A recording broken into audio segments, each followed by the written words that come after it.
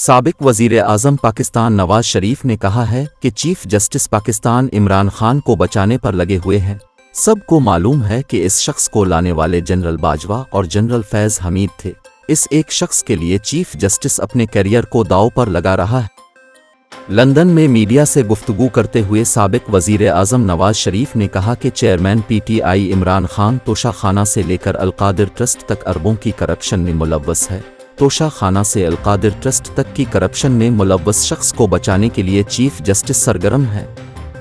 नवाज शरीफ ने कहा कि इमरान खान के लिए चीफ जस्टिस ऑफ पाकिस्तान अपने कैरियर को दांव पर लगा रहे हैं।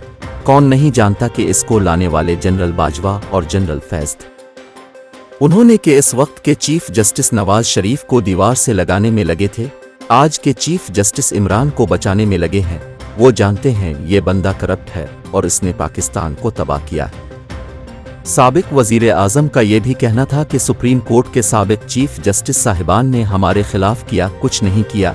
सुप्रीम कोर्ट के साबिक चीफ जस्टिस साहिबान के बारे में अंदर से गवाहियां आ रही हैं। जस्टिस शौकत सिद्दीकी सीनियर जज थे, उनकी गवाही से बड़ा और क्या हो सकता है। मुस्लिम लीग नून के कायद ने मजीद कहा कि साबिक चीफ जस्टिस साकिब निसार ने कहा था नवाज शरीफ को नाअहल करना और जेल में डालना है। साकिब निसार ने यह भी कहा था कि ये इन लोगों का फैसला है। वो कौन थे? जनरल बाजवा और जनरल फैज़ थे। कायद मुस्लिम लीग नून ने यह भी कहा कि इमरान खान जब इक़्तिदार में आया और हम जेल में थे तो अमेरिका में जाकर बहैसियत वज़ीर-ए-आज़म खिताब करते हुए कहा कि मैं नवाज शरीफ की बैरक से एसी उतारूंगा। धरनों में कहा गया कि नवाज शरीफ को घसीटकर प्राइम मिनिस्टर हाउस से निकालूंगा।